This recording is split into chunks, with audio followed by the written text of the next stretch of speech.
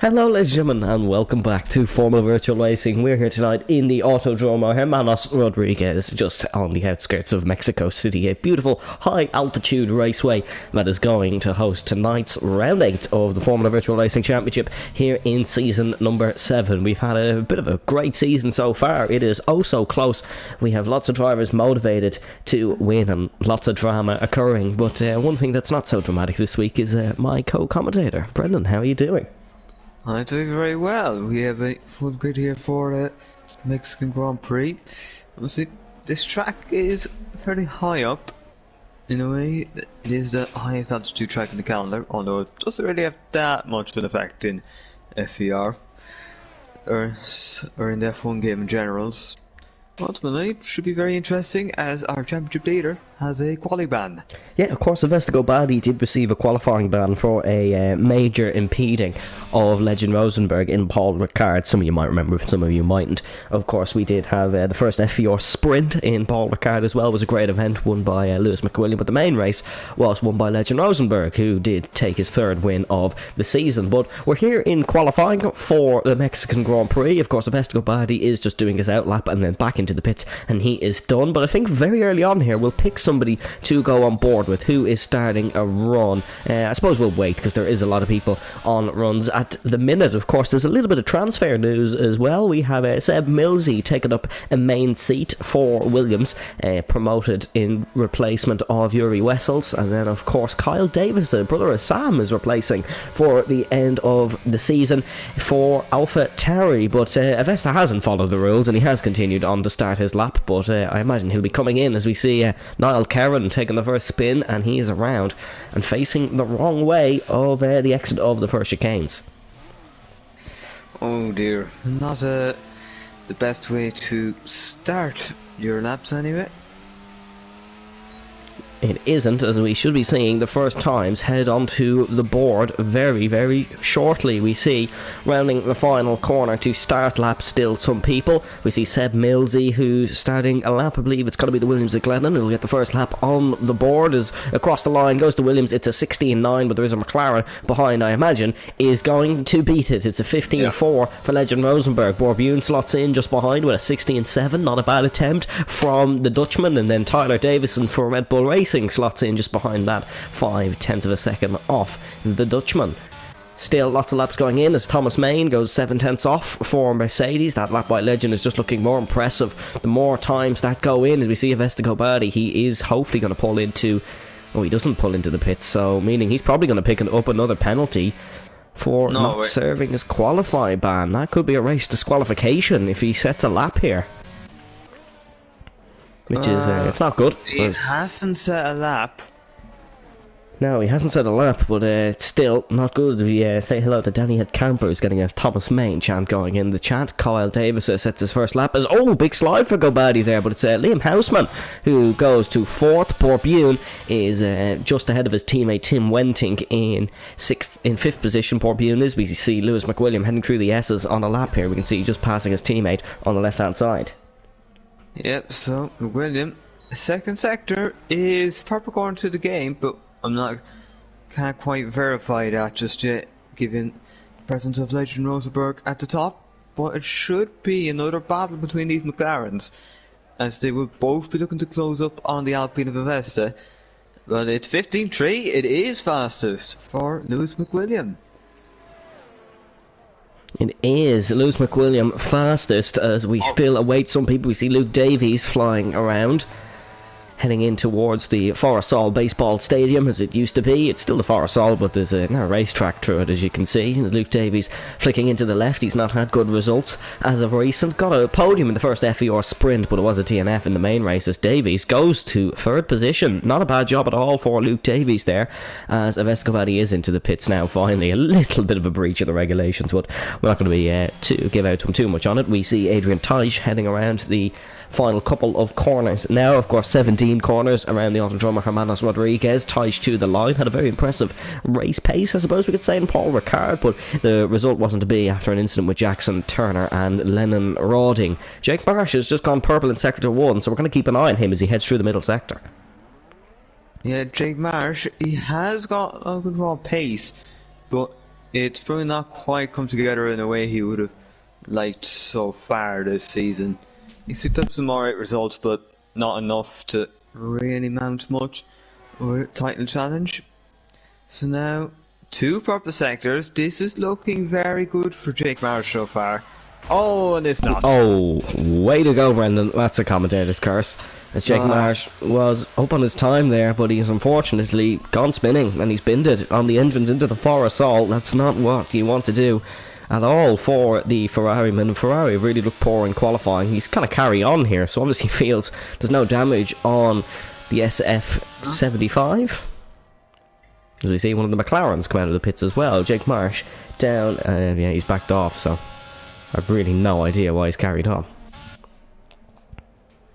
And we see Legend Rosenberg already out of the pits. He's come out very early there. There is no hanging about here in qualifying, as we see Tim Den Heyer head down the main straight. He is the only one on a representative lap time as of now, as Juan Hernandez is out of the pits for his first run in the session to turn number 1, and then it's a quick flick left and right through 2 and 3. Den Heyer, he's not had the most impressive results in his FVR career, but he's looking to get those kick-started tonight. Yeah, it is. So, yeah, would want to get maybe a decent result here, and there's never a better time than the present to get something back on track. Yeah, of course, is he heading into the S section now, where he's right on board with the Red Bullman. As you can just see, oh, he's backed off there actually. Yeah. So something's happened there as Legend Rosenberg is getting ready to start his lap. I've noticed a bit of a glitch here with the outlaps. As they enter the 3rd sector, the little outlap notification goes away, which seems to be a bit of a problem, as Legend is going to have to... No, it's Jake Marsh who is behind him, not Juan Hernandez. Legend starts his lap now. We're going to stay on board with him. Down turn number 1. He's on the Recta Principale now, the main straight down towards turn number 1 and 2. The S's Moyas Solane. Here into turn 1. His teammate just in front of him will pick up a bit of a tow, as McLaren, no he won't, as McWilliam gets out of the way. McLaren are working together to claw back a big point deficit on Avesta Badi, and they're doing a good job of it so far. 1-2 in qualifying. Yeah, it is looking very good for McLaren, who were able to seize the lead of Constructors' Championship last season, or last week, sorry. So now, however, it does seem maybe this season, based on results, that Avesta is fighting a 1v2 battle here, and now the McLaren have got both drivers firing on all cylinders. It's not looking not too good for Alpine's chance of winning it, but P2 in championships would still be good. Legend here, it looks like he'll snatch provisional pole. I don't think he'll be affected by the cars here, so coming up to the line, stick to the right, and yeah, it's great lap. 1:21. Excellent lap for Legend Rosenberg, and yeah, we can run you through the championship standings just quickly as we await McWilliam to get on his qualifying run. It is Avesta Badi, the sole leader, on 118 points. It is then Lewis McWilliam with 84, Legend Rosenberg then on 81, followed by Thomas Main on 78, Juan Hernandez 75, and then it is a bit of a drop back to Aaron McFall, who of course is no longer a main driver, on 60, and then we go all the way back to Jake Marsh, who is in 6th now, inheriting McFall's spot on 38, so it really is a huge gap here in the championship as McWilliam, oh, he's lucky to not put that one in the wall. That was a massive slide, and he is very, very lucky to still have his McLaren in one piece there. Yeah, I think he's going to be glad now. Hasn't quite happened at the end point of corner here, so... Hold on a split second, Brendan. Look at Leroy Vincendel up to the 3rd spot in Aston Martin. I completely missed it, but Leroy's having a great time here around the Autodromo Hermanos Rodriguez, and 0.5 of a second off pole, but in P3 there really is a gap between these two classes as Luke Davies improves to beat Vincendel. He goes to 3rd as we await and see if Tyler Davison can improve. He's down on this lap, he may have to go again. Liam Houseman is on a run. Of course, he has taken pole position once this season. He took it in Miami under what some would say extreme circumstances, but still a very well-earned pole position. 1/10 of a second up in Sector 1. It's come up purple, but I'm not quite sure if that is legitimate or not. We'll stick with it though as he enters in towards a double apex right-hander. now into the S's section, a very tricky section of track that you really have to nail, otherwise you lose a lot of lap time or possibly invalidate your lap. Yeah, It's slow through here. Sure. It's very slow through here for Hausman. It's not ideal at all. It's still getting time in all fairness, but that Must have been very poor on the first lap because he did catch a bit of a curb there, and that's not what you want to do. It's very nice to hear, though. Yeah, that was good for the Forest. Really good for Liam Hausman. He's picked up a bit of time there, and this one could put him up to possibly third place in this. If he can get about a second, it's going to keep him in 7th. It was not the improvement there. He is still going to have to stick behind a few cars as we await and see. Oh no, Borbune is gone straight on there at the Forest. Theodore Marinov, new man for Alfa Romeo. Did race for them in Paul Ricard. He is relatively new, though, we could say, as he's entering in the Forest. He's backed off in that lap. Kyle Davison has invalidated in that lap. Seb Millsy entering into the hairpin. Now it's a beautiful, beautiful state-of-art stadium for the fans to see some Formula 1 cars and Formula E cars and whatever else goes on in there. But here comes Seb Millsy across the line. Where is he going to put the Williams? He puts it into the top 10 and it's 8th position there for Seb Millsy. That's not a bad job at all for Seb. He's really proved to be a good driver so far this season. He is a good asset for the Williams team. Yeah, Seb has been a bit of a surprise this season with how his pace has been able to be shown in FVR, especially against the talent that is here. At the moment, it's not bad here. He could get a decent points finish here if he keeps out with trouble.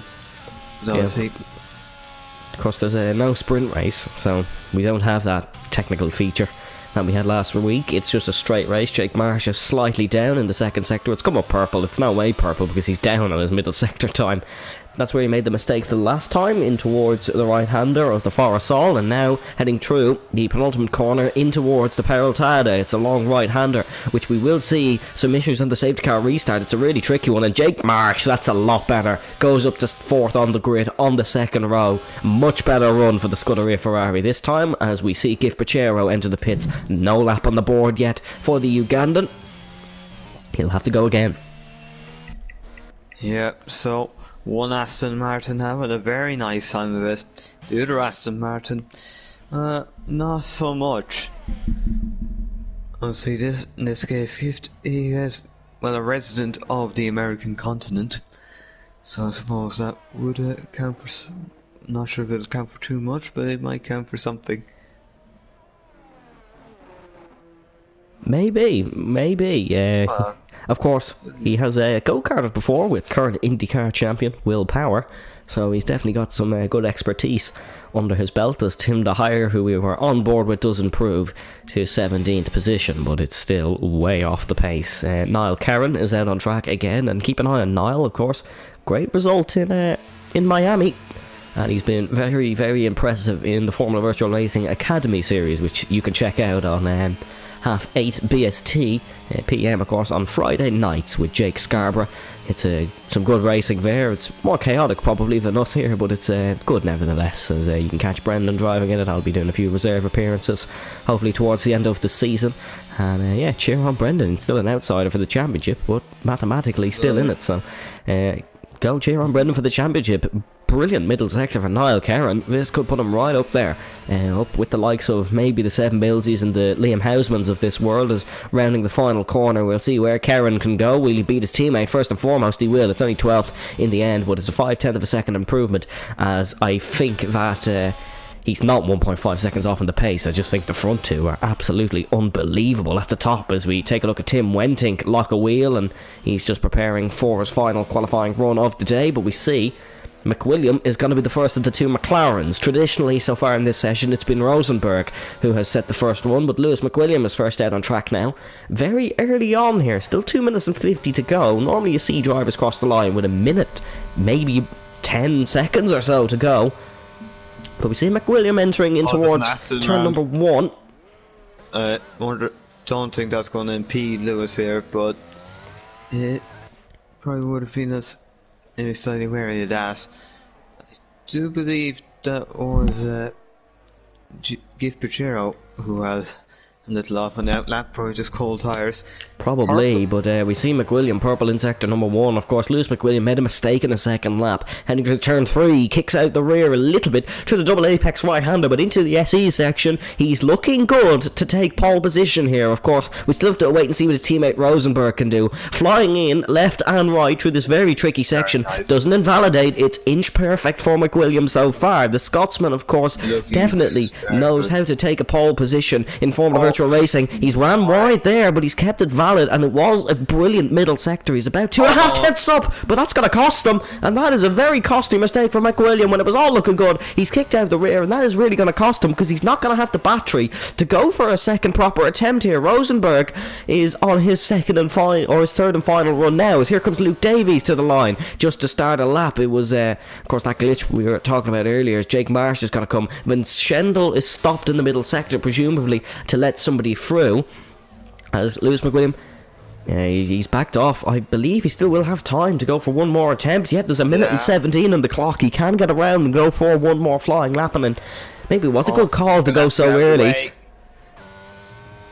Probably was a good call, as here comes Rosenberg in towards the SC section. He's made him a mistake as well there. It's not been clean running for the two McLarens. They have a huge pace advantage as the Alpine goes spinning around in front. That is the Alpine of Adrian Teich, which has thrown Legend off a little bit, because he's not improving by a lot, but he is improving, and that could be crucial here, because it is in his hands. In towards the Forest Sol, we've seen his teammate McWilliam make a mistake here as he enters in towards the penultimate corner, towards the Peraltada. Kicks out the rear a little bit, but Rosenberg, icy cool on the power, and across the line he will improve to a 15-1. McWilliam will go again. He's not on a lap currently, but he does have the time to go for another attempt. We await Luke Davies' time, and really not challenging for pole here, but he is going for a second row start alongside a lot of other competitors. Jake Marsh, just to name a few. When Schendel's in the pits, there'll be no improvement from the Aston Martin. Luke Davies across the line will improve very marginally. Jake Marsh is improving marginally as well, as we see Niall Kerrin out, and I believe Juan Hernandez has made a mistake on his lap as well. Jake is invalidated,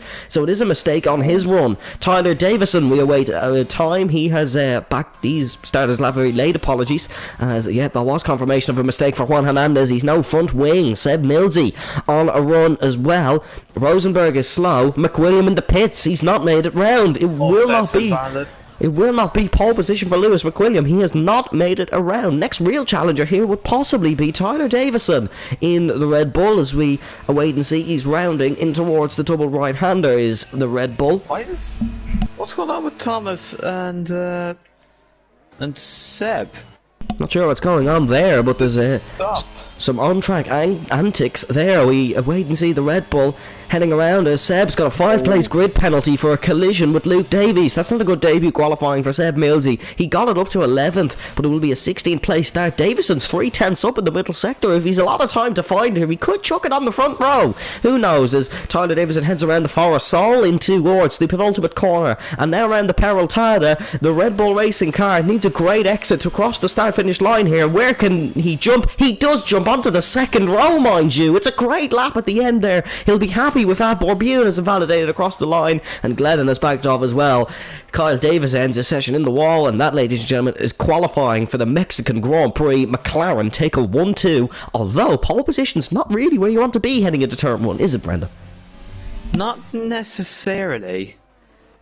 Although you could argue maybe second place isn't all the best either if you can't tuck into the slipstream there in a turn down to turn 1. So Tyler Davison in P3, who will have a guaranteed slipstream to turn 1, he could have a chance to lead this Grand Prix when they get out of the first couple of corners. Yeah, we'll have to wait and see what happens, but an interesting qualifying nevertheless. I do apologise if you do hear me muting my mic. I am absolutely dying with a cold, so I do need to keep drinking water, but hopefully we are all good. As pole position for Legend Rosenberg in Mexico, he takes his 20th Formula Virtual Racing pole position, ahead of teammate Lewis McWilliam. in second position, and Tyler Davison in third, followed by Luke Davies in fourth. Down the grid, it's Jake Marsh in fifth, Leroy Van Schendel with a personal best qualifying, I believe, in sixth, Liam Hausman in seventh, Thomas Main in eighth, poor qualifying for him, Tim Wentink in ninth, then it is Theodore Marinov, Seb Millsy, who has a grid penalty, Juan Hernandez, Borbune, Niall Kerrin, Giff Pachero, Clay Glennon, Kyle Davis, Tim DeHire, and then it will be an all-Alpine back row with Adrian Teich and, of course, Avesta Gobadi serving his qualifying ban. Will start 20th. Well, a lot of work to do for Avesta, but his races, he has not missed the points at any point this season. He has not finished any lower than 5th in the main races. So if form was to dictate, he should be able to fight his way back, but you never know what can happen, and especially if he's to start trying passing cars. Some people will not want to really let him through that much because it won't help themselves. Brendan, who wins in Mexico? Of course, one thing just quickly, we do have a formation lap so we can have a little bit more chatter, but Brendan, who wins in Mexico? Well, if you were going to base it on the evidence available to you, it would be one of McLaren's, but Mexico is it's a track where the safety cars can come out very quickly, and where you see people going side by side in the restarts, as you saw on FVR last night. So I'll go with a McLaren to win, but which one it is will be dependent on maybe how the start goes.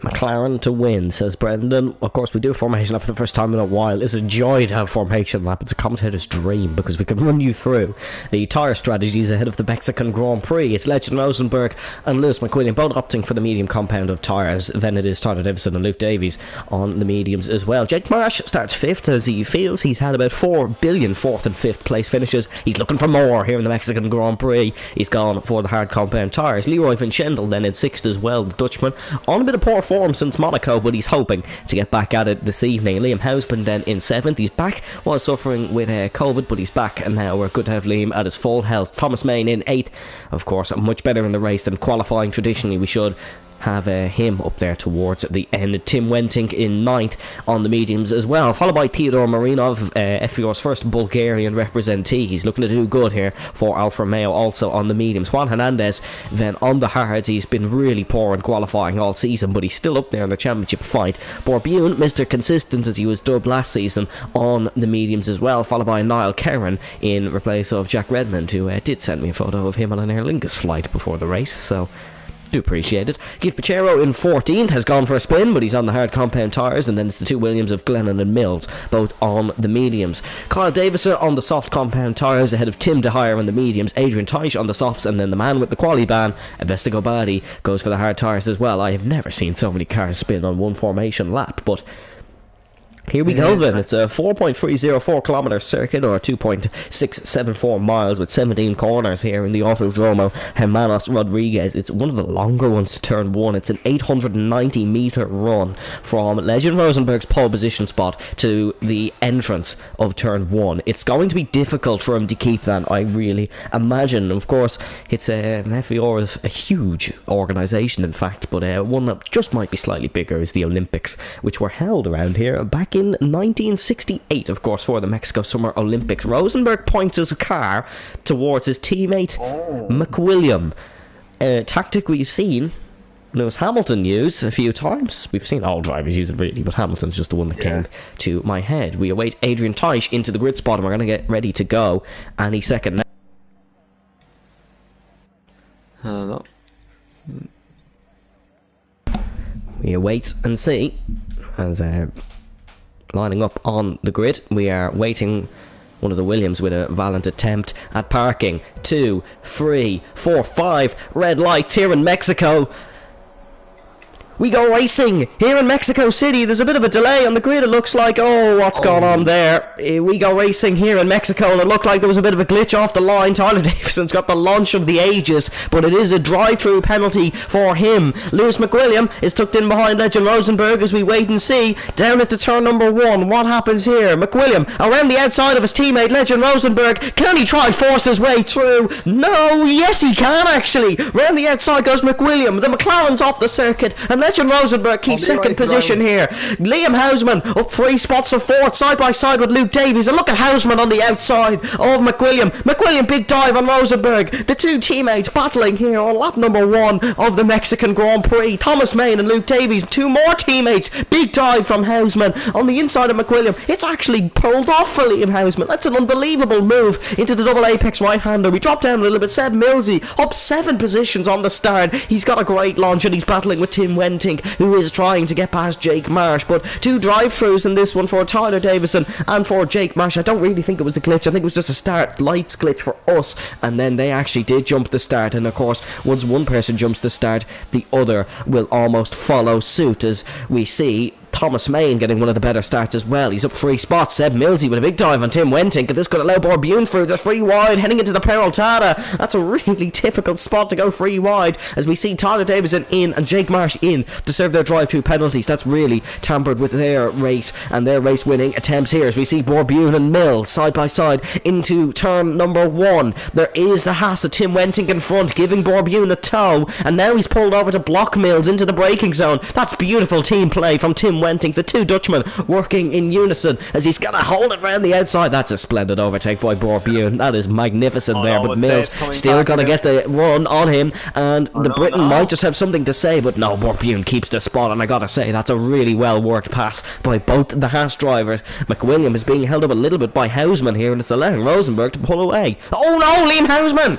Was he tapped by McWilliam, or was that a driver error? We'll have to wait and see, but it certainly didn't look like a natural spin from Liam Hausman's effect. McWilliam is back behind his teammate now. Yeah, well, he's lost valuable time in that. Liam Hausman getting in between them. Oh, Taish has gone round. Adrian Taish was up to 11th spot actually, but he's gone round spinning, and that's unfortunate. Oh, hold on a second. Avesta Gobadi was disqualified in the opening lap. Wait a moment. Hold on a split second. What happens there? How's that happen? Let me... You keep an eye on the action, but I... Oh no. Yeah, he's been disqualified for on the spectator glitch. I think we may have to have a bit of a restart here, because that doesn't seem to be fair. Yeah. Yeah, I think we may have to go for a restart here, folks. Oh god, and obviously everyone's probably going to be assuming that there isn't. What does that mean for the grid then? Well, we'll have to go. We'll have to go for the grid. The glitch happened on the grid, so we'll go for qualifying. That is what we're gonna have to go for. It seemed like there was a glitch, and I'm gonna pin that one on Lewis McWilliam, because he's the one who asked for the formation lap when clearly it does not work. But yeah, we're gonna have to go for a restart here, folks, as that is gonna be the call of action. So we will be back with you, we believe. We're gonna end this here just shortly, and we will be back with you in a matter of moments, and hopefully well, we could see, we'll see, does the stream stay going here if we do the restart. Hopefully the drivers do get the message. I don't think anyone has seen yet. We hopefully will get the message to them.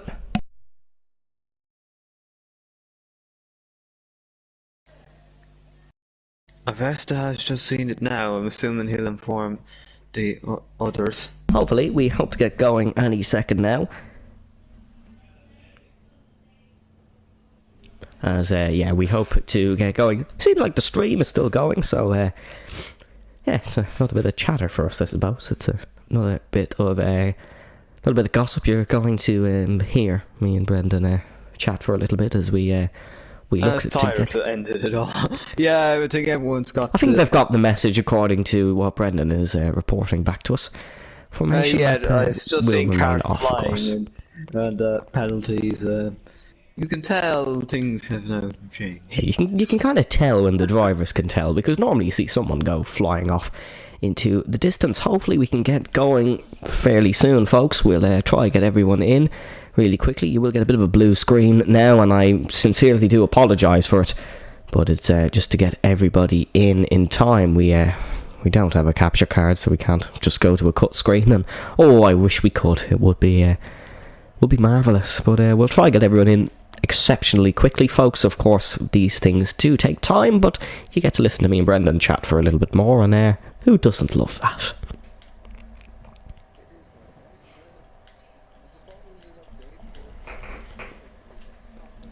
Oh, have we? Fantastic! Fantastic, and I would just have to say to Lewis, who was saying they would beat us. Are you sure about that one?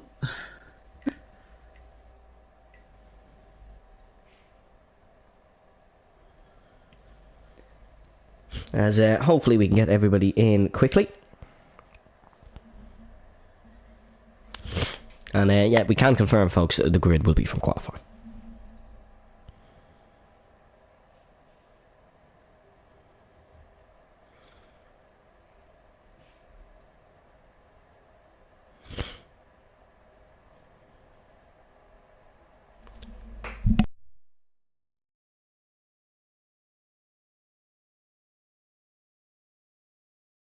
As yet, there is some of the drivers debating about the grid here, folks, but what we can confirm is the glitch happened before the race started, so we will be going from the quali grid. It's the only fair thing here, really, because the lap 3 grid would just be a mess, because some drivers were, well, out of the race, and we can't really keep them out of the race, and if we could, it would be an upgrade on whatever this game might be from Codemasters. We do hope you stick around with us. If you have any questions or anything, or you'd like to say, tell us a joke in the chat. We can read it out. We're hoping to get everyone in as quick as possible and get invites spread.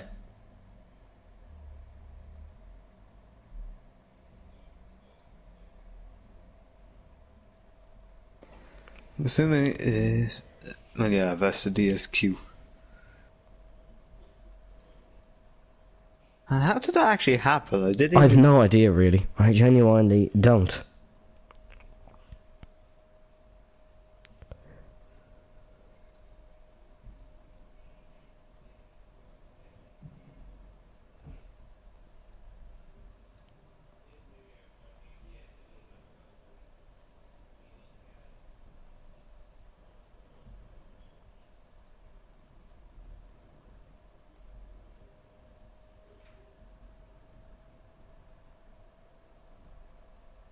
As Brendan, do you have any fun facts? In general, or what do you want to... About racing, maybe? Let me think. Give me a minute or two to think and see if we can use any fun facts. Suppose... Let me think if that and we could think about Mexico specifically. Nah, nice and that much to be fair. Well, you put me on the spot here. Oh, Brendan, come on. You're a fun fact man. You should have a few.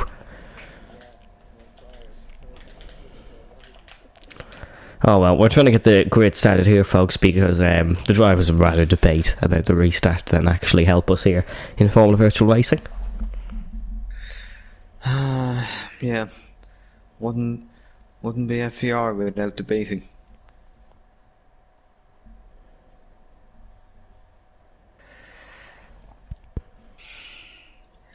God, it's like F1 last year, except that it's more the race director has... Race director has to try keep things calm, set up a little bit, and commentate. I'm a bit of a multitasker here in Formula Virtual Racing. It's not something that's done with ease, I can assure you of that. But hence why a little bit of silence. It's we're trying to keep the stream going and trying to keep everybody happy and get a race going. So it's a bit difficult. I realise I never invited Brendan to the new lobby, so that would help me. Yeah, I think that would be of benefit to your cause.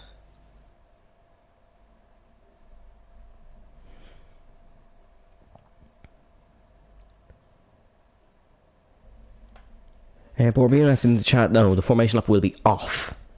Actually, fun fact about Mexico, in real life, they put on Monaco levels of downforce, but they only get the results of Monza levels of downforce because of the altitude where the air is thinner, and it means that, well, cars that have more natural downforce will obviously perform better, which is why we've often seen Red Bull just have the extra speed here from Only around the waiting on 20s. two people. We're waiting on Kyle Davis, and then we're waiting on Tim Wentink.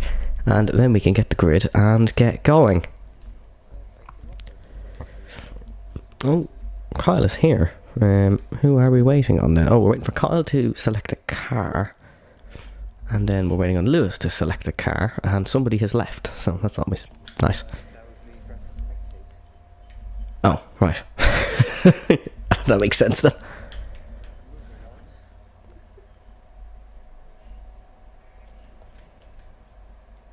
As we do have 18 again, we have Seb here now. We are just waiting on Tim and Theodore, I believe.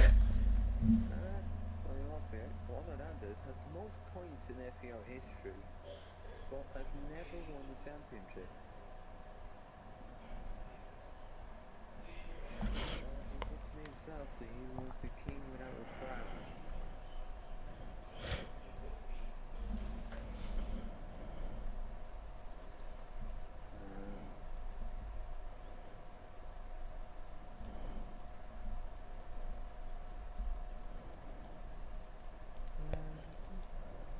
Brendan started humming to himself. Why not? Why not, I suppose. That's a fair answer. As we will get the grid set in a moment. As we are just waiting on Theodore to join. I suppose we can get started on the grid while we're waiting. Starting grid reverse. That's not a good idea. Grid out, sorry. Oh yeah. Starting grid reverse. I wonder. I feel like that would be it's one of them things you do want, but you couldn't really continue it every race because then it just gets very complicated. As can I just try to get the quality results up for a moment, folks? Then we will get started. I have my trusty old laptop beside me so we can get them. There we go. So, as we know, folks, it'll be Legend Rosenberg on pole position. As we can see here, he's down in 9th, but he will be put straight up to the top. It's then Lewis McWilliam, who will start from 2nd. And Lewis is complaining a lot, but he gets another chance at beating his superior teammate into turn number 1, so I'm not really sure why he's complaining. Tyler Davison will start 3rd, followed by Luke Davies in 4th. Then in 5th we have Jake Marsh, who said he's pulling off because he jumped the start and doesn't like the idea of a restart, so fair play to him. Then we have Liam Hausman starting behind Leroy Van Schendel. You can check out our article on them, of course, the future of Holland and FVR. There was an interview a while back if you want to go and read something during the restart here. Thomas Main will then start behind, if I can find Thomas here. Hold on. There he is. If we can, Thomas Main will then start behind Liam Hausman. Then behind Thomas Main we do have Tim Wentink, who has joined us in the lobby now. So everyone is here. We're just waiting on the grid to be set. Then we have Theodore Marinov, who will start behind Tim Wentink in 10th. In 11th place, then we have Seb Millsy, who did have his 5th place grid penalty, but he it wasn't fair, so he is going to start in 11th place. Then in 12th, we do have Juan Hernandez.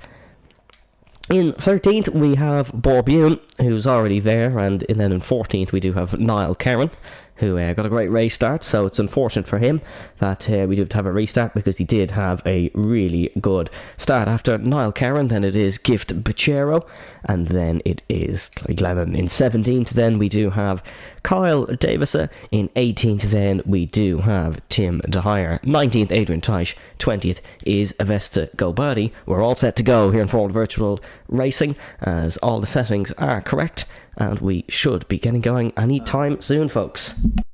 Actually, I do have one thing, tires. any rule as Well, for what they it's do free tyre restart? choice, so I think they'll be starting on whatever tyres they... Oh no, they do have to stay in the same tyres, yes, because of course we've removed formation laps, so they do have to start on the same tyres. We can see it is clear, and we will be getting ready to go anytime soon. Yeah, I suppose. Just inform them now before. Oh yeah, they are being informed now.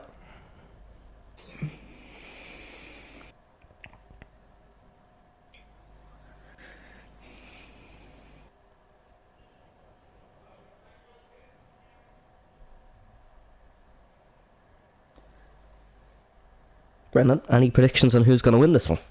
Well, I think my prediction does stay, but now it's a case where, isn't it? Lewis he's already had one bad start. Will he be due? Would he be able to get a good start now? This time, it just maybe whether this kind of start would have dented the confidence, or he'll have a little more confidence knowing that, well, I've got another chance. It's going to be very interesting to see how this second start plays out.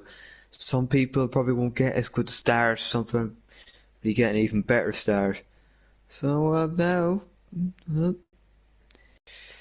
I don't know, I would still have my money on a McLaren to win, but which McLaren it is going to be open to interpretation. So Brendan's gone for McLaren again. We're getting ready to go here in Mexico for the second time. Hopefully this one's a bit cleaner. As we see, 10 seconds to go on the start clock as we get ready to go.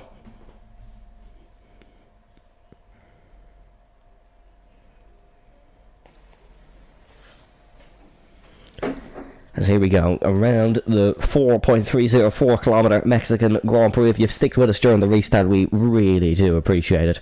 It is 1.41 kg fuel used, around an average lap around here, and of course there's an average of 52 gear changes, so it's it might sound like not a lot, but it really is when you think about it. That's per lap.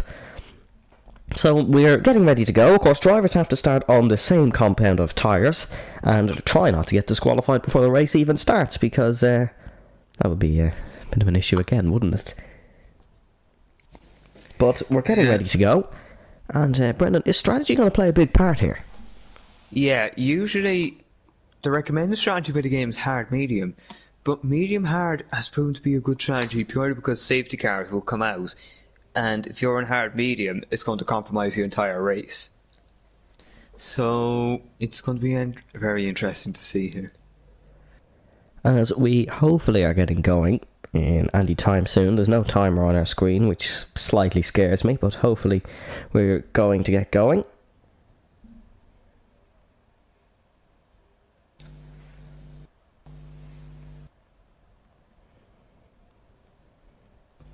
Oh, we have a second timer here. Here we go. We should be getting going now, as Thomas Main has an odd complaint in the band chat that we're not going to read out, but there's 20 seconds to go here in Mexico for the second time, as we wait and see. Of course, there's a lot of tension in the McLaren camp with Lewis McWilliam, who's not happy about the restart, but oh well. Nothing we can really do about that, as there's 5 seconds to go here in Mexico. We're going to get ready for the restart. I suppose you could say we had a red flag. Here we go then, in Mexico City. We go racing for the restart here in Mexico. It's a brilliant launch. Oh no, for one of the Ferraris, but he's pulled off Jake Fields. The drive-through was fair, so he's gonna let it through. Tyler Davison and Luke Davies side by side in towards turn number 1. Can McWilliam get the launch on his McLaren teammate? No, he cannot. Davison and Davies are looking for it, and down into turn number 1. McWilliam does dive his teammate Rosenberg. Does he get the move done? He's on the inside, shoves Legend Rosenberg off the track, but he does get a bit of wheel spin, and Rosenberg will come on in front. Bourbune's had an incident and is down at the back, and Gobardi is up to 18. Thomas Main and Leroy Vincendel. Main's got a brilliant restart once again. He's going to go around the outside of the Dutchman, but Vincendel holds the car in, and he's going to force his way and force himself some space here on the exit of the second sector, as we see Luke Davies getting a much better start this time, and he's in 4th, battling with Liam Houseman. Houseman look to keep a wheel up there as we see Jake Marsh round at the back. It's still Rosenberg who leads ahead of McWilliam, ahead of Davison, and then Davies. But Liam Houseman's up 2 spots, Thomas Main's up 2 spots. Your biggest gainer is Kyle Davison, as it looks like it's Adrian Teich who's gone round again. And that's unfortunate for Adrian Teich.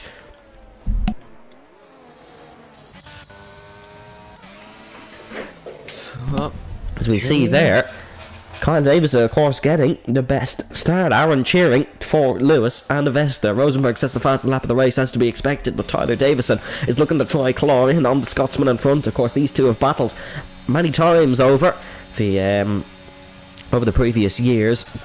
Silverstone being a prime example. Here we go. Mercedes looking to make it a 4-5. Thomas Main up the inside of Liam Houseman. Inside becomes outside, and Thomas Main becomes the man in 5th position. Great move for the Belgian, who gets the job done. This is going to allow Leroy Vinchendel have a bit of a run on Liam Houseman. As we see here, we're going to get the tyres up on screen for you folks, as there they are. We see Leroy Vinchendel forcing one around the outside on Liam Houseman, and can he get it? He has got the job done. That's a brilliant move. And now we see Tim Wenting up the inside of Liam Houseman.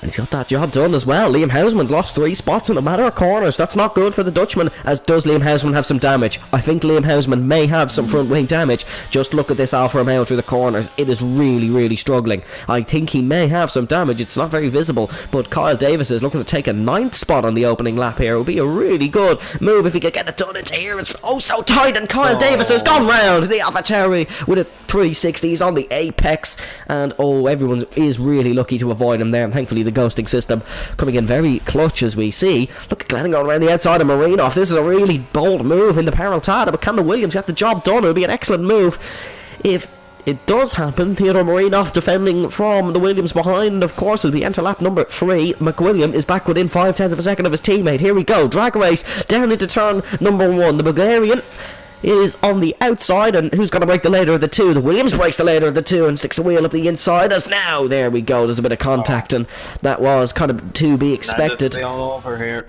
Juan Hernandez is looking to take advantage of this one, as he's a Sofina sponsored rear wing right in his face in towards the second sector, but it has not worked out there for Juan Hernandez. Worked out for Gobadi, who's got past Bachero, and Borbune now on the inside of Bachero. Bachero locks his front right, as we see, and has to go off the circuit, and Borbune has got to capitalise and goes down the inside, and that's a great move by Borbune. Liam Houseman picks up a 3-second time penalty. Somehow Bachero is still alongside, somehow Bachero is still got this space, and Borbune is going to have to, as we see, there's a big collision up in front, huge collision up in front. What's gone on there? It's Hernandez, it's Lennon, and it's Niall Caron who's gone off as well. That's a huge collision. Not too sure what's gone on, but it's a big collision. Everyone seems to have got away scot-free in terms of damage, but there's definitely some positional loss in this battle between Bune and Bachero. It's just become the battle for 10th place.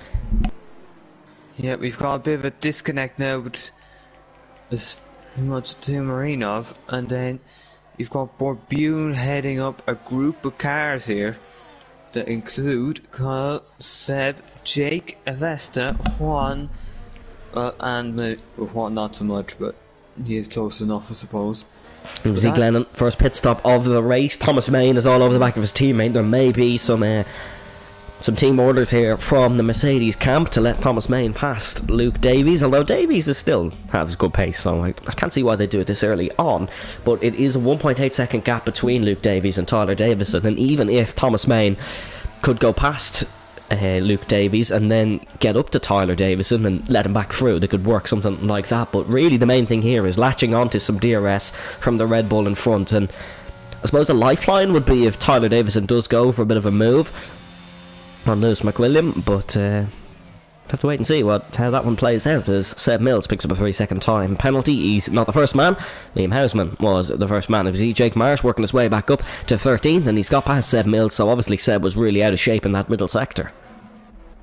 Yeah, if you are caught in that middle sector, you can lose your spot. Just before us, that is a Tim around again. Tim Denhire who's gone round. Yeah, it's Denhire who's gone round to the back, and here we go. The two Mercedes are going to scrap into turn number 1. Thomas Main is going to go flying past his teammate Luke Davies. Junior's dropped it. Bachero's gone in the Peraltada. Mercedes still 4 and 5, but it's Davies who leads No, it's not Davies, sorry, it's Main who leads Davies as Tim Wentink is pressuring Van Schendel into a move here. Leroy just dropping off the back of Luke Davies in front, and really Luke Davies just needs to keep in the DRS of Thomas Main here, and these two could work together to catch as we see the front three of Rosenberg, McWilliam and Davison, three household names in Formula Virtual Racing, have really gone at the front. Yeah, these three have checked out. So Mercedes here, well, your main issue is just going to be trying to close that gap up without burning up your tyres. Yellow flag there is for Adrian Teich, who is almost gone a lap down, and Glennon in the pits for a second time may go a lap down here as well as Rosenberg and McWilliam enter the Foro Sol and to head through the Peraltada and onto the Recta Principale, the main straight of course here in Mexico, the longest flat out section of the Autodromo Hermanos Rodriguez, and Glenn will go a lap down unfortunately, and Adrian Teich is very close to doing it as well, and to go a lap down on lap 6.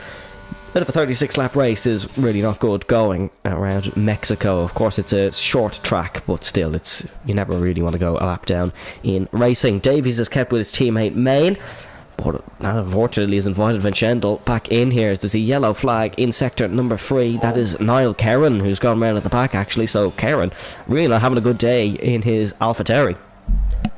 Yeah, Kerrin had a podium in Miami, it was his debut FVR race, but this race, it looks like, in this case, the Americans, he's retired in the pits, so, well, that's first retirement, but it won't cause anything here just yet. Juan Hernandez is past Kyle, still Kyle is trying to fight this one back. Oh, and there's just not enough grip in them softs now. The hards are starting to come into it here. Yeah, the soft tyres won't last long around here. It'll mainly be a medium-hard strategy with the option of softs towards the end of the race, if that's how the race plays out. But we've no safety car here on lap number 6 of the Mexican Grand Prix, and that's good going. We had that bit of an incident between Hernandez, Lennon and was it Kerrin in sector number 2 on one of the opening laps, but it did not breach a safety car, as we see Kerrin there on the outside, unfortunately, out of the Grand Prix. Still no sign of progress for Thomas Main. He's still as far behind as he was when Luke Davies led him through, as McWilliam is pressuring Rosenberg into a move, but the two McLarens just seem to be controlling this one from the front. Yeah, this is a big opportunity for them to gain on Avesta, as Avesta is only 13th at the moment. Yeah, it's not good progress considering the amount of spins we've had as well, and he's also 1.2 seconds behind Seb Millsy and Jake Marsh, and of course Jake let a lot of people through on the opening lap as well, so that really goes to show he's not made good progress as Avesta go badly, and maybe Mexico just is not the track for him. I don't know, was he caught up in that whole Juan, Chloe and Niall Kerrin business? He definitely wasn't caught up in that one, but I do believe he may have been caught up in something on the opening lap, because I definitely saw him higher than 13th at one point. Or maybe has had a spin of his own or something. But yellow flag in sector 2, somebody has had a spin of their own. And who is that? Is that Seb Millsy? No, it's Glennon. It's Glennon, the lapped car, who's gone round, as that is a yellow flag in sector 3 this time. And what's happened there? There's no yellow flag, or there is, it's Adrian Teich, who has lost it through the Peraltada. But on lap number 8, McWilliam definitely close enough to try and move if he started burning some of his battery, but that's obviously not the point of call here for McLaren. They're obviously just comfortable controlling this one from the front, which creates a bit of a boring aspect for us, but you gotta respect the team tactics. Although speaking of team tactics, no team tactics here. Here comes Marinov on the inside of Liam Houseman. The two Alfa Romeos are going scrapping as Theodore Marinov dives it down the inside of Liam Houseman, and that is as easy as riding a bicycle. He has, which isn't easy, but Marinov has got it done on Liam Houseman. Riding a bicycle isn't easy when you first start doing it. I have no idea why I made that reference, but add that to the many Evanisms we've had this season. Well, yeah. I suppose it's as easy as driving it in a way. Oh, yellow flags. Is that just Teich again? Yeah, it is just Teich again. Yeah, letting through lap cars. Fair play, Adrian. Adrian was got a warning for it earlier on in the season and has learned his lesson. Big issue here for the Red Bull. Oh, hold on a second. Big issue for Liam Houseman. That's a crash in the middle sector. Safety car has been brought out, and you can see as we ride on board with Kyle Davis. There it is on the right hand side. I'm pointing to my screen like you can see me, but that is a crash for Liam Houseman. Double stack for McLaren. Davison Oh, almost looked to Davidson dive wants one to up the watch it inside, there. but I think he's really want to keep with them, so he can. he can gain jump place. McWilliam for sure. He can definitely jump Lewis McWilliam as we see the Red Bull launch out of his pit box. He's going to go past McWilliam here. As there is Lewis McWilliam. Thomas Main's going to do the same. Stand Thomas up Main there. has got past McWilliam. Oh no, fourth. Fourth Fourth for Leroy. Lewis. And then does Leroy Van Schendel gain here? Van Schendel is gonna... Oh no, Marsh carries on. Is Jake Marsh gonna get out in front of Tyler Davis? And he does! Okay, that is a bit of a surprise here, as Jake Marsh does carry on, meaning he's now up to second. Van Schendel gets out ahead of McWilliam, and Luke Davies has lost out there because of the double stack again, but Thomas Main gained out of that, so he didn't lose too much. Wentink in 8th, and then Marinoff in 9th. Mills comes out in 10th. Borbune in 11th, and then Juan Hernandez on a set of the mediums in 12th. Carl's gone for softs again, so look, it's just tyres and vibes at AlphaTauri, and it always has been since they were Toro Rosso. There's no real tactical thinking. As Govadi goes for the hards, but Gazio in the wet. yeah, Aston Lewis in the chat. Thanks for tuning in. Aston says, love the aggressive strategy from Kyle, and yeah, I do too, but it really is just tyres and vibes. There's no thought behind it. I suppose if you get a safety car around lap 15 or something, it mightn't work out too bad. Yeah, look, he's probably going to go on and win the race, and I'll just be quoted for the rest of eternity, but yeah, it's a good point there in the chat again. He could just do soft medium to the end, which isn't too bad, and he'd definitely have better tyres than the hards. And I suppose when you don't really have the outright pace, you've got to do something different. I suppose it isn't the worst thing if we might gain places on a restart. Of course, we still have to find out what happened to Liam Houseman. Seemingly it was one of the Williams. It was the Williams of Glennon who got in the way, and that's why Houseman crashed.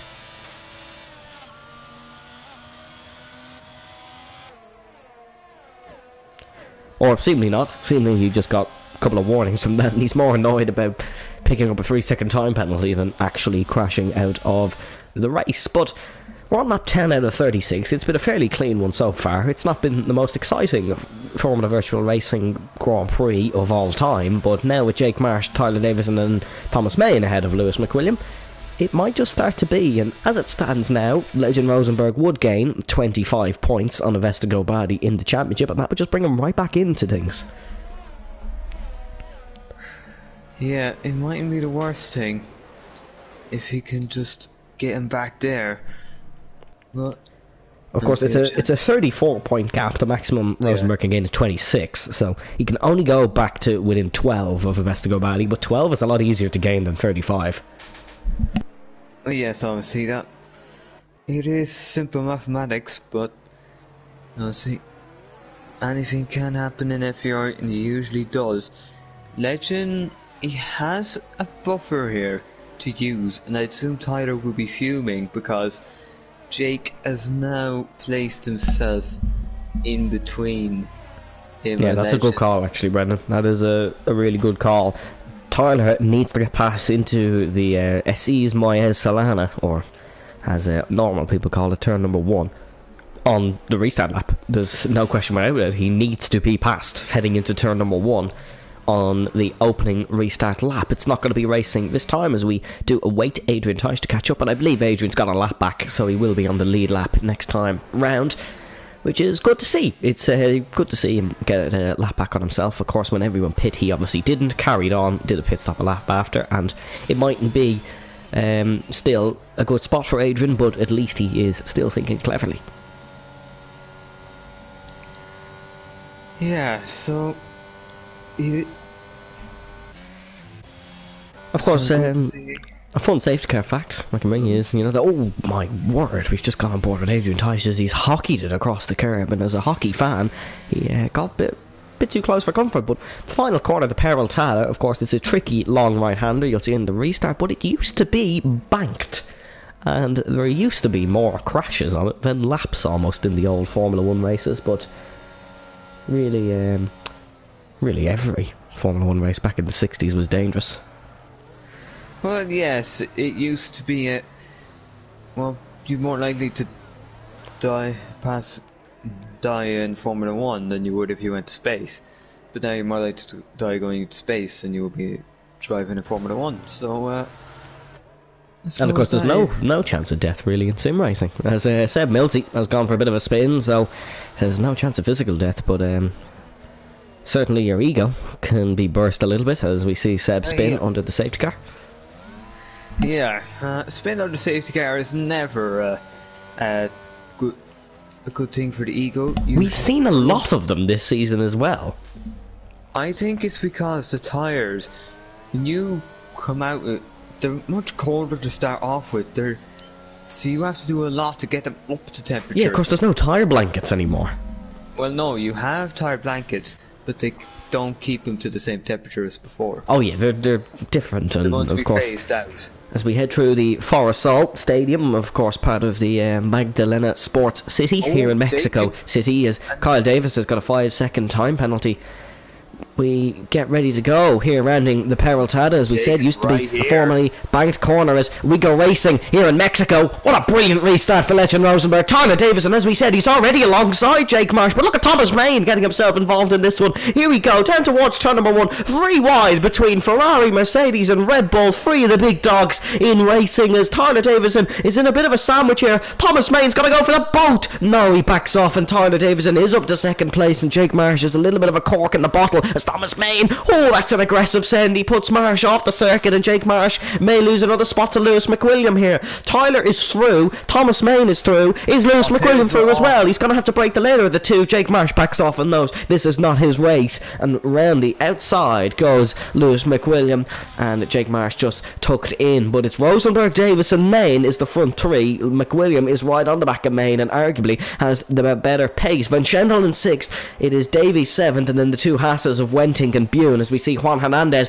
Oh, look at Pachero push him off. As what's happened to Thomas Main? Something happened, something big to Thomas Main here, because he's going very slowly, and he's lost a spot to Jake Marsh and Lewis McWilliam. So I'm really not sure what's happened to Thomas Main, but he does have Leroy Van Schendel on his outside, and Van Schendel's come off. Leroy Van Schendel has come off the circuit. I believe he was pushed by Thomas Main off the circuit, and Thomas Main's got all out of shape and lost any sort of progress, also picking up a 3-second time penalty. But Rosenberg's gone at the front, 1 second gap between himself and Tyler Davison. Tyler's got to use all his skill to get back into this one. Yeah, he's got to keep at it here. Here comes Van Schendel. Here comes Van Schendel. Oh, I thought he was a lot closer going for that one. Maybe Tim Wenting could have a dive on Luke Davies. These two have probably never really battled before. Of course, Tim, an OG back here racing in season 2 and 3, but Luke Davies definitely has more appearances at this point. Marinov and Gobadi, Marinov and Taish actually. Adrian Taish is up to 13th position. What a move by Adrian. He didn't even catch the safety car, but he's up to 13th. That's a brilliant move from Alpine, the lead Alpine in this race, may I add. Something happened here, because there's a large gap between. Yeah, something definitely happened, because there's a 4.8 second gap between Adrian Taish and Juan Hernandez, but I just assumed it was a Vesta going around the outside of Theodore, but it's not. It was Adrian Taish with a splendid overtake, and his best of the season, I can imagine. Oh, but now he's gone off, and oh no, Vesta's Vesta Gobadi round, and the championship leader has gone spinning down to 17th in the Mexican Grand Prix, and that was just a mistake of his own. Oh, Tim Den Heyer has gone wide as well. Yellow flags are gone, but Gobadi is gone off the circuit, as Jake Marsh really struggling on the hard compound tyres, and Thomas Main may eat him up like a tasty breakfast down the main straight here if he is close enough. It's still 0.5 of a second. It's not the ERS for it though. No, Thomas has burned a lot of ERS, and huge issue. Usually it's the other Mercedes that's burned quite a bit of ERS, but Luke is on the better side, as down in towards turn number 1. Tim Wenting is applying the pressure to Luke Davies. Of course, Luke is mature beyond his years, as we see. Kyle and Juan Hernandez. Of course, one of Juan's better friends in the league is the other Kyle Albert. Kyle Davison is not as nice as he's trying to go down the inside on Juan Hernandez. Has he got the job done on the soft tyres? Of course, 5 laps is what they start falling off at, but we did have some safety car laps, as we see Kyle Davison be pushed off the circuit. He's trying a long way around the outside of Scuderia Ferrari, and Hernandez has defended that well. But this is a really weird race, because normally you'd see the likes of Juan progressing through the field. He just seems to be defending for his life at this point. I think he was more trying to complete that move, but Kyle just wasn't slipping up behind him. So now we'll have to see, will Juan be able to start progressing here with the mediums against... Oh, Marsh wide, and Main has almost dived him into the penultimate corner through the Peraltada. Jake Marsh has been struck. Jake Marsh in the pit. Oh, he's actually crossed the white line there. But Jake Marsh into the pits. Thomas Main is unleashed, but it's a 3.4 second gap up the front, and McWilliam is gaining on Tyler Davison here. Here we go, the Scotsman's going to try one down the inside on the Red Bull, and Lewis McWilliam is clean through. That's a very good overtake from Lewis McWilliam, and his pace is just too good in this one for Tyler Davison to cope with. Vincendel and Davies are actually fighting as Leroy gets all out of shape, and Luke Davies is through, but Tim Wenting is weaving in anger. He's not happy with what he just saw in front. It was not really Leroy's fault, I don't think, but could be putting some blame on young Luke Davies there, but I don't think Luke did anything wrong. Luke's a great racer, and great racing is what he does on the circuit. Tyler he's been sent to the shops by Lewis McWilliam because he's fallen miles off. Yeah, and now Lewis is in the situation he was on the first attempt, getting this race going early on. He's now got a gap to catch. Yeah, and it's going to be a tough one as well, because Legend Rosenberg is superb, and he's going for his 4th race win, and that is Gif Pachero, who has gone round. He's not done much practice for this one, and unfortunately it's showing for the Ugandan. Yeah, oh, see, it's one of them tracks where you need a bit of practice to... Another spot for Kobadi. Oh, and there's another one for Kobadi, because it's Theodore Marinov who has gone round. Well, not just yet, anyways. No, he's actually recovered really well, Theodore, so I give him my fair dues. Khalil in the chat saying Luke Davies is making his 35th appearance. Says, oh, that's Tim Denhyer who's out in the safety car, the virtual safety car has been brought out. Well, see. Oh no, full. Gone to full. Full safety car has been brought out. This will bring a bit of a strategy element, and I apologise to the AlphaTauri camp. It was not tyres and vibes, because they can now box for the mediums. Turns out it was tyres and geniuses. Because, well, this is effectively soft, either hard or medium, depending on how they feel. Although I would go hard at this point, because you know you'll have grip at the end. As yeah, Khalil in the chat saying Luke making his 35th appearance, whereas Tim's making his 10th. His 10th, actually, apologies. And, yeah, I may or may not have the sheets open beside me, but that's something that the public don't need to know. Although Lucas did almost every race of the last 3 seasons, so it's without question that he's did more than Tim Wenting, although the fact Tim has did so little is the more surprising thing. We head through the Forasol, fans going wild as per usual for some brilliant Formula Virtual Racing action. Rosenberg stays out, Davison stays out, McWilliam, Main, Davies, Vincendel, Wenting, Bune, Mills, Hernandez even staying out. Davies in, so Kyle... There's no choice really, to be fair.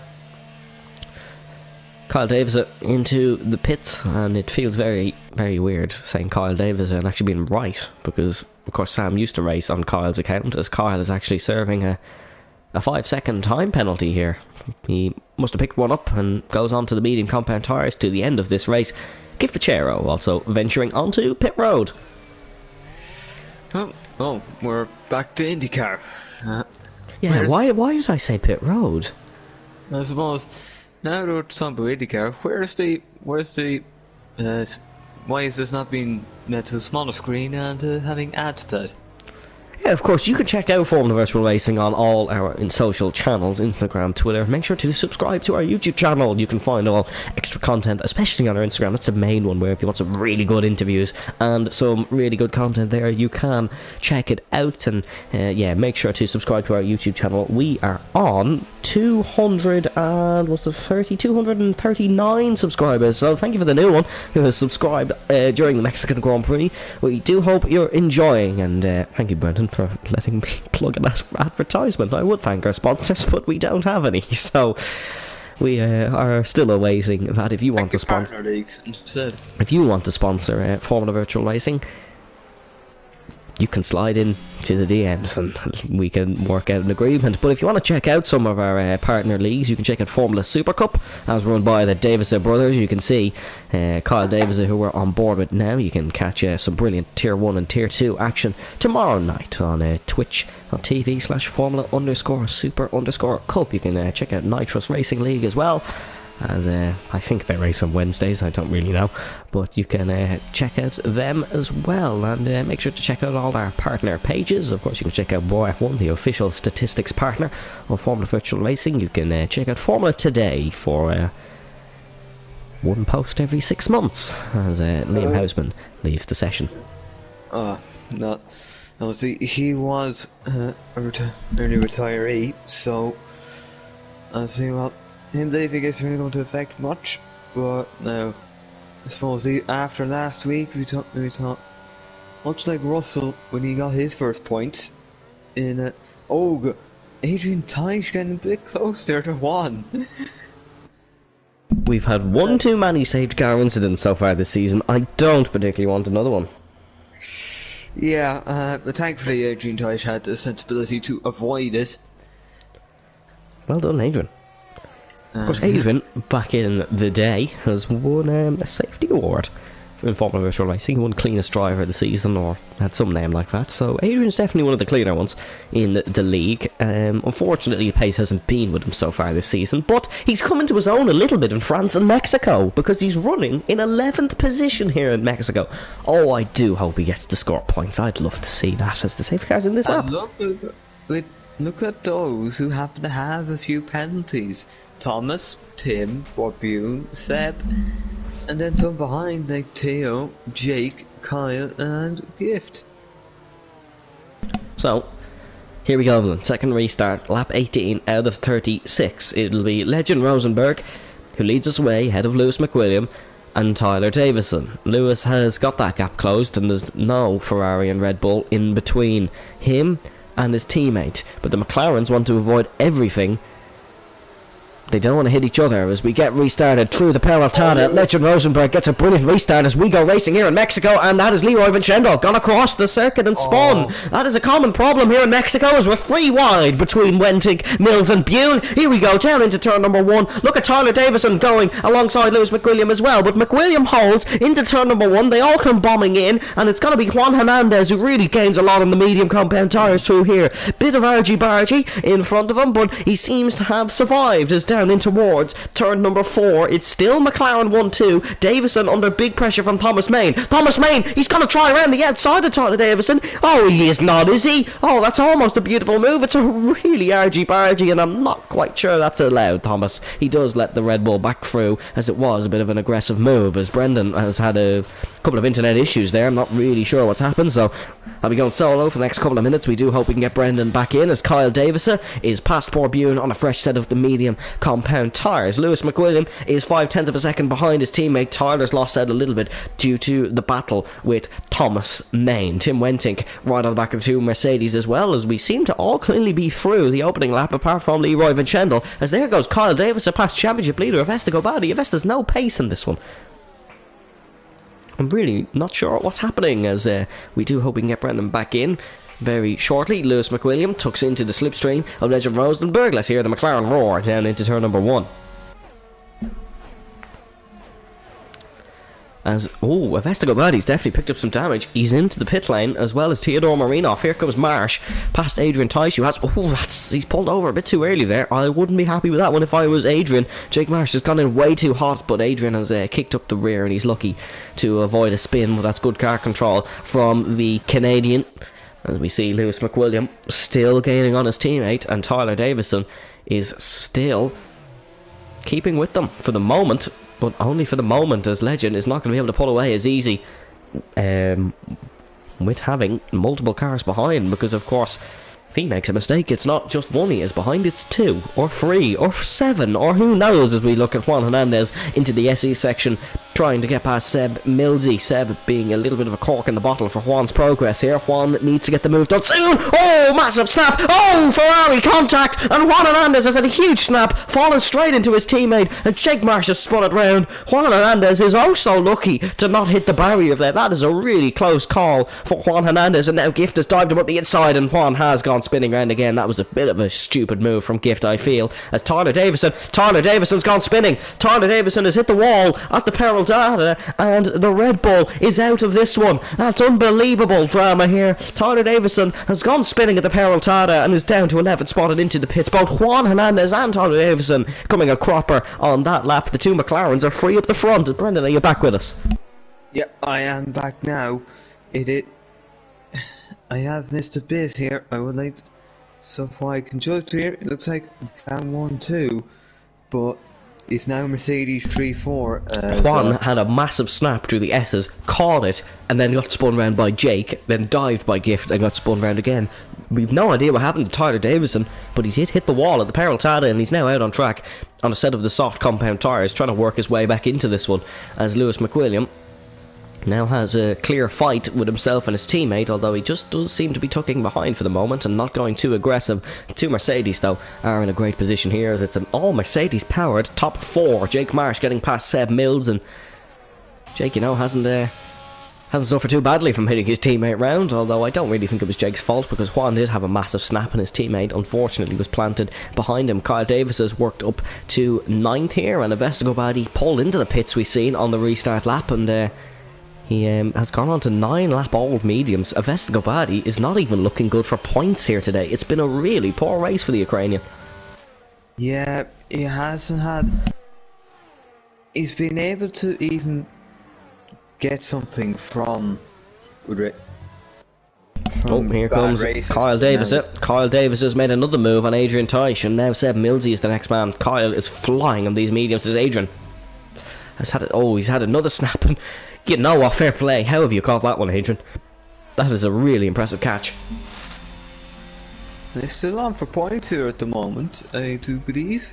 Yeah, still is on for points. He's got to have some poor tyre wear towards the end of the race, but I believe everybody will on the field, as Leroy Vinchendel sets the fastest lap of the race with a 1:18.3, and Legend getting all on the curb there. But really, the cars always look unstable through this set of corners. It's not a nice set of corners at all. I really don't like it. But some of the drivers do, some of the drivers love it, and that is why we keep coming here to the Autodromo Hermanos Rodriguez in Mexico City. Thank you to all who's still watching. Let us know your thoughts on the race down in the comments, as there's the yellow flag in Sector 2. That is Gif Pachero, who has gone spinning, and Theodore Marinov is past him now.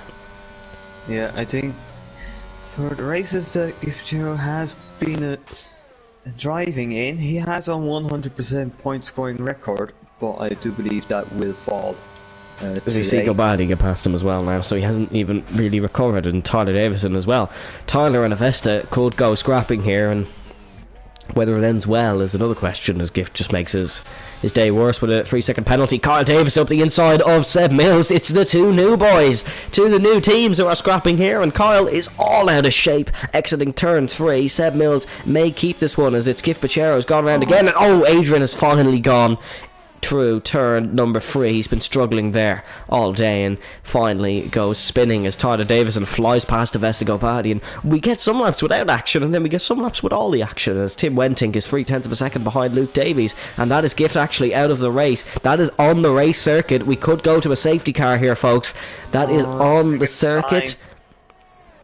Looks like we're going to be okay. Looks like we'll keep going green here, as it's a dodgy spot. I think it's on the race circuit anyways. We'll see if Legend Rosenberg can get around to catch Gif Pachero. Is it on the racetrack? It is. That's a really that's a really dodgy spot, and we don't picked up a tree. Legend has picked up a 3 somewhere in that, as Tim Wenting's gone spinning through the Perotada, and that is Tim Wenting gone spinning. Junior's car was just stopped on the circuit, and I really don't know what's gone on there, but that is it's an awkward spot. We have a... it's gone. So Gift's car is gone. We had a ghosting system in place there, as we see Theodore Marinov getting past Adrian Teich, but more importantly up the front we see Kyle Davis all out of shape through turn 3 again. So That's an unfortunate one there. I'm not really sure where Legend picked up that free second time penalty, because for me he got it on the main straight, but that could just be a glitch. I don't know. I maybe just slipped off tracks and where my avoiding this car, but then again, doesn't make sense. Let's see. It doesn't make sense, but we'll have to wait and see, as this now puts the ball in McWilliam's court. Unless Legend, of course, can get it removed. When Shemdall picks up a free as well, Jake Marsh is right on the back of Luke Davies here, and he's on the arguably better tyres, although the mediums will be starting to fall off. Kyle Davis, who picks up another free second time penalty, he is still planted behind the Williams of Seb Mills, and probably feels a bit hard done by with that little bit of a half spin through turn 3. Oh, all out of shape is Thomas Main through the Peraltad, and he could come under pressure from his teammate and Jake Marsh here. Here we go, down the main straight. It's 2 Mercedes versus 1 Ferrari. Jake is gaining and gaining and gaining, and Luke moves. He could go for the both of them here into turn number 1. Yellow flags in front. Jake Marsh has gone for the both of the Mercedes, and he's got both of the Mercedes. Thomas Main tries to hang it around the outside of the Scuderia Ferrari, and it's so close. He's almost pushing him off the circuit. Thomas has to give way. Luke Davies is onto the podium because of it, and the Mercedes is through with an unbelievable craft of play. High speed collision for Marsh into the wall, and someone's moved over at the wrong time there, and Jake Marsh has gone into the wall, destroying all sorts of advertising boards. Thomas Main may have picked up damage as well, but Luke Davies is back onto the podium, and oh, that's an awful collision for Jake. No front wing there, and lucky to be in the race and go spinning again. Yeah, no front wing is just not gonna. Oh, Lewis has now picked up a tree. Okay, so it's even fight at the front. It is even fight at the front between the McLarens. I think, honestly. Oh, Kyle Davis has gone spinning as well, so all the drivers are starting to struggle on their tyres. If there's a safety car here, and Van Schendel's retired in the pits as well. It's a double DNF for Aston Martin. Yeah, not a good day for them. Oh, how the great have fallen is really a way to describe Aston Martin's season. Not been good. I'd say if Juan Hernandez was to pick up decent points here. Yeah, because of the penalties, as we see Marsh just limping home to the pits. It's not been a good day, as Thomas Main still feels he's the pace on Luke Davies. Is he going to go from it to turn number 1? Is it going to be a bit of a battle between the two Mercedes? Thomas Main's more mature than that. He thinks better of it.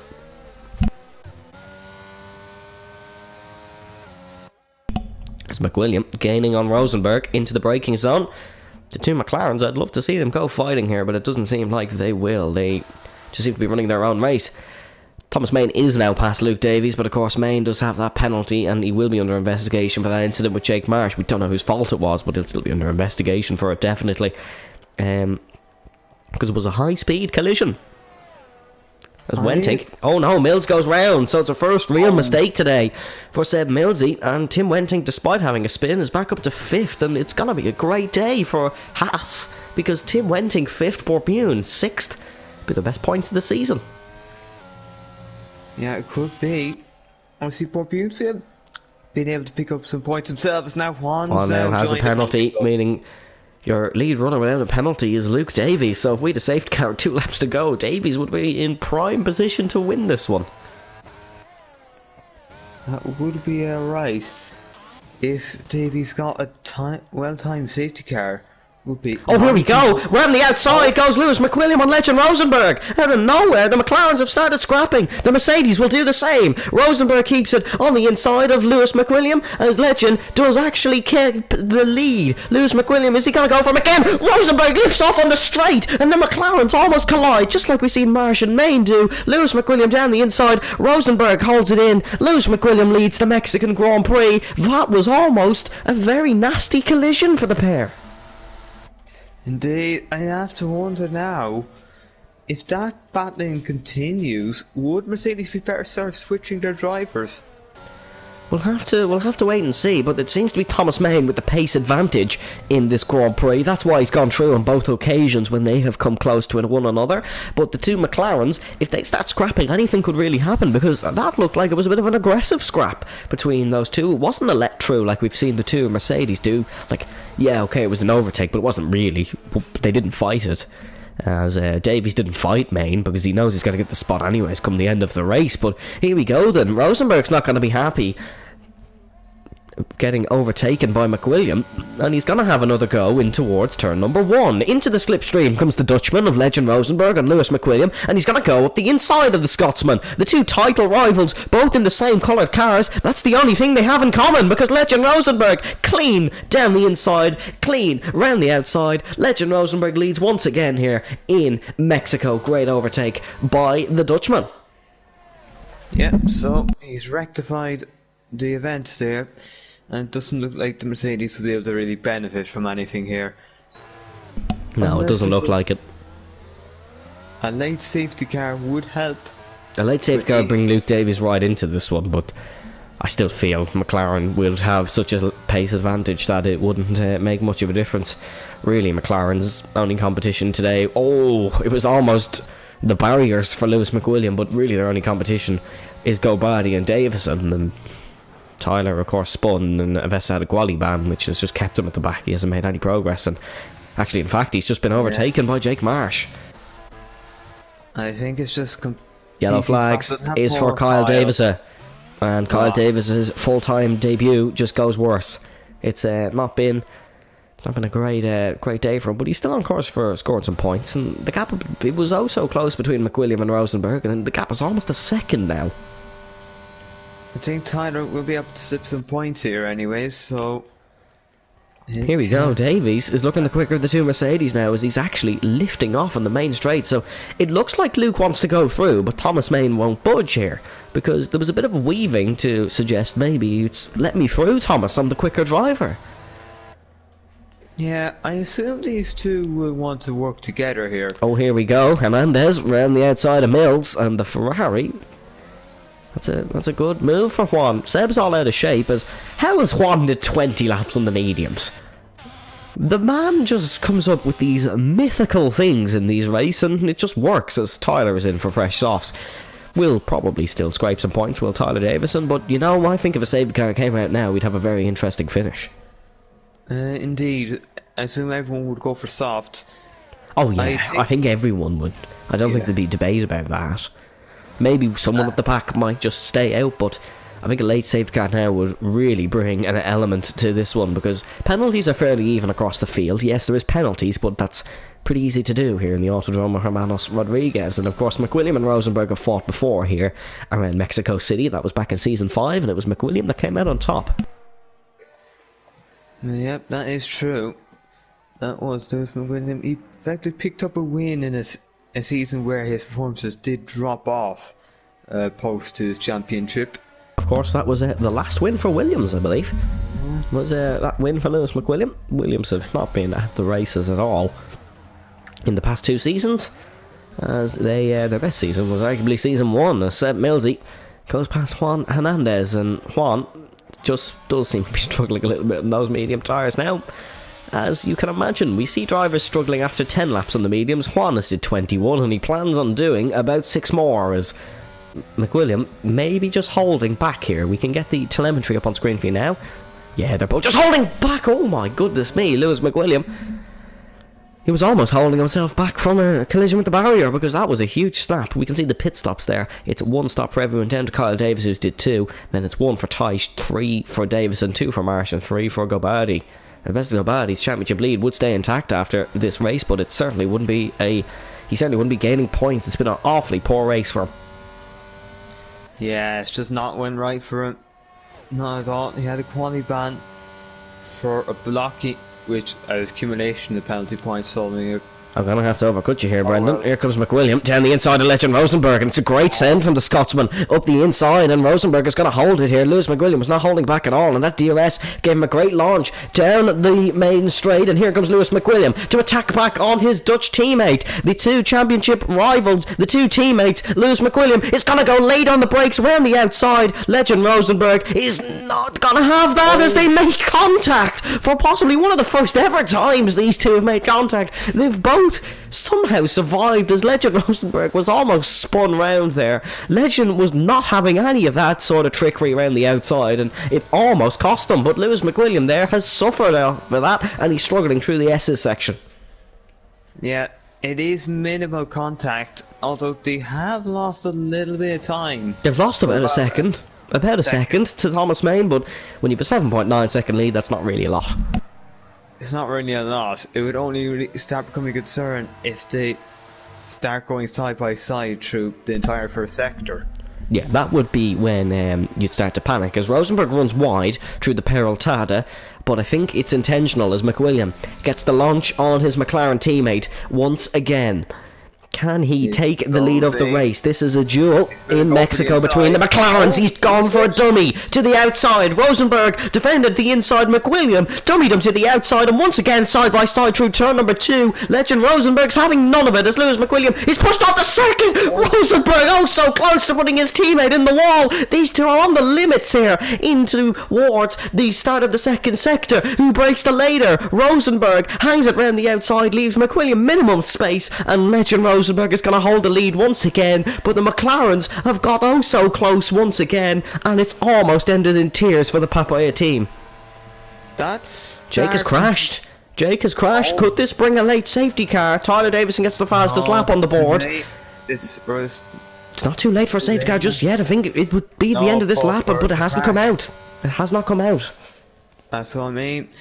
If it would have been brought up earlier, we'd just see, well, he's gone now, so no safety car now. We're going clean to the end, possibly. Only one safety car. Or two, actually, two. If they keep doing this lap by lap... Oh, Lewis has had a poor exit out of the Peraltada. Rosenberg may just be clear here, but we will see the DRS and the slipstream come into play. His battery is almost even between the two McLarens, and they're really just doing this for their own enjoyment. Look at Lewis McWilliam gaining and gaining on his teammate. Is it going to be another send up the inside for Lewis McWilliam? No, he backs off, and he might just go from on the exit of turn 3. Rosenberg, bit compromised through there. Lewis McWilliam's not going to be close enough by the end of this straight, heading in towards the Adrian's out of the race and has crashed out, and the safety car has been brought out here, Brendan. So it's a very late safety car in Mexico City. This changes the course of the race. Oh, it does. Now they've got to decide: do we pit and hope we can pass and clear? This safety car will be a very quick one, folks. We're only going to be out for a lap. We will get lap 35 and 36 on the board, possibly, as we are down to 12 runners here in the Mexico Grand Prix. It's disappointing to see such little runners, but it's a very tricky track. As you can see, the penalties. Tim Wenting is screwed by this. Haas are not going to get a good result with one of their drivers. Yep, they are definitely going to drop points here. Although Tia Marino now will jump up places here, because this will pretty much guarantee his place. The big question here now is, do you pit? Because there's a risk you don't catch. Because that safety car won't be up for long. It's a double stack from McLaren. Oh. Here we go. And will it be a double stack from Mercedes? Surely it has to be. It will be a double stack from Mercedes. And Haas will double stack as well. It's actually McLaren, Mercedes and Haas. I think there was such a gap from the two McLarens that they'll both be okay. It's soft tyres for everybody, and I think Mercedes are both going to come out in the same positions as well.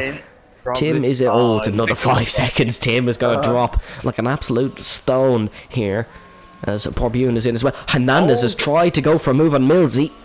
He's glad he didn't pull it off, and he has got a 5 seconds, because if he did pull it off, it would have been a 5 seconds. That 5 seconds will not be removed for Juan Hernandez. You cannot overtake under any circumstances under safety car conditions. Well, no. Tyler Davison could pick up a few positions here. I do believe that's not it.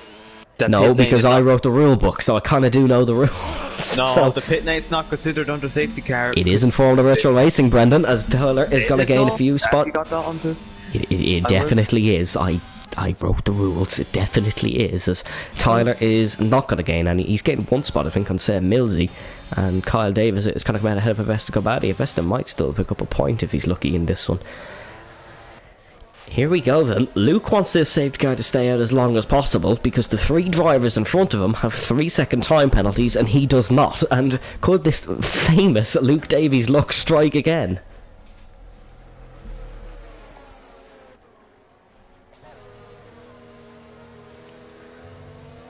I don't know.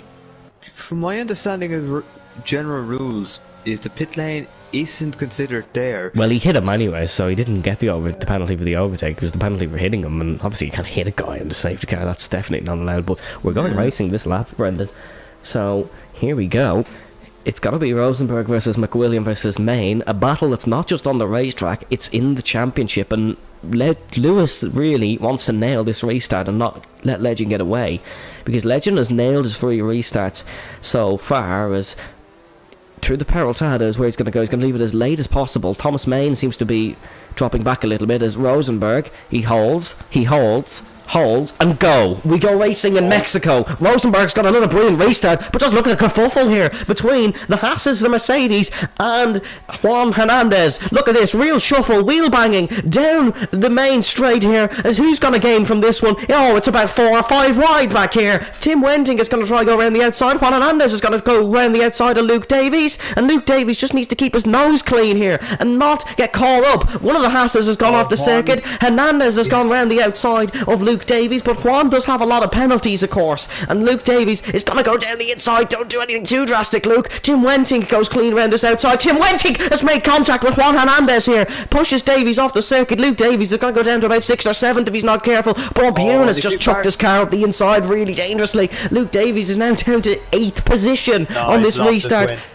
Theodore Marinov has gone round this outside as well. Theodore Marinov has also made contact with Luke Davies, and I believe Luke Davies may have damage as well. He's going to drop out of the points. Seb Millsy cuts across the corner. Luke Davies, and the rest of Gobali spun round actually. Luke Davies is out of the points from a possible race winning position here. It's going to be a duel between McLaren here at the top. It's going to be McWilliam versus Rosenberg. Millsy is possibly... Tyler Davison might win this one, you know. This could be really close to the end. Down the main straight we go for the final time. Gap to the leader is on your screen. He's 5.5 behind. It's a bit too much to catch, and Lewis McWilliam is not going to have anything because Rosenberg has a lot more left in the battery tank, and Rosenberg's restarts is what has won him this Grand Prix. Luke Davies could have won it, but he was bombarded with different guys chucking it up the inside, and I have to say it was probably a bit too drastic from some of them, but that's what these safety car restarts are. Legend Rosenberg has almost cleared a second on this final lap, and it's going to possibly be another Dutch win for Legend Rosenberg. It would claw the championship back to 12 points, as the gap is a second here, and Tyler will gain a few spots because of penalties, but he's not going to gain a race win. Legend is gone here. He just has the pace in these fresh softs. Luke Davies will be left disheartened because he could have won, but he was just bombarded with incidents. He'll still gain a lot of spaces as Avestigo Badi left the session out of pure anger.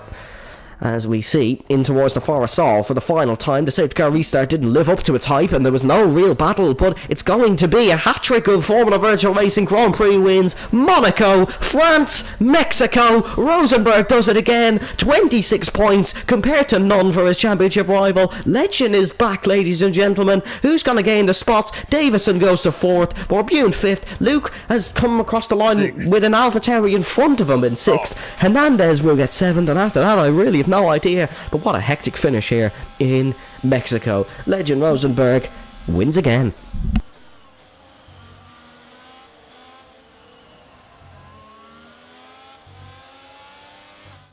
Yeah, that was a bit of madness at the end, and I will have to say, Luke Davies, from a possible win, it turns out nearly everyone else had something to say about it. Here is Rosenberg. It's a McLaren 1-2 once again with Thomas Main back on the podium. It's the exact same podium as last week in Paul Ricard. Well, I suppose then it is continuity, as we often see in real life Formula 1. Hamilton, Verstappen, Bottas.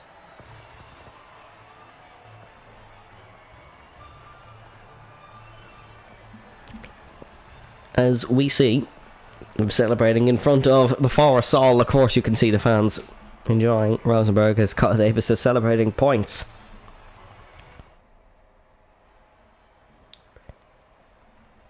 As here we see the full race results. Legend Rosenberg wins in Mexico ahead of Lewis McWilliam and Thomas Main. Tyler Davison comes home 4th. What could have been for the Red Bull is the questions he'll be asking. Borbune in 5th ahead of Luke Davies in 6th. Juan Hernandez in 7th. Theodore Marinov in 8th. Seb Millsy in 9th. Kyle Davison in 10th, Tim Wenting 11th, Avestigo Badi no points in 12th, and the non-finishers were Adrian Tice, Jake Marsh, Leroy Van Schendel, Giv Pachero, Tim Denhire, Liam Houseman, And then it was Glennon and Karen at the back with 2 very early DNFs. Brendan, who wins the Formula 1 Safety Award? Honestly, couldn't tell you. With all that chaos that happened, I think, honestly, I actually don't know. Nearly everyone got penalties, so I might actually have to just give it to Theo. You didn't think Ladies and gentlemen, for the first ever time, I win the Formula 1 Safety Award. So that's just happening. And yeah, Brendan, what's your final thoughts on that one? Theo. My final thoughts? Well, first of all, Theo gets it. No, I do. Right, It's my award. Theodore Marinov wins the Formula 1 Safety Award, and Formula 1 who? What's your final thoughts? I would say this race could have some. Was generally we kind of knew he was going to win, but that restart changed everything. We thought that would have given Luke Davies the win due to him not having penalties, but it seems like everyone behind him didn't really fancy that.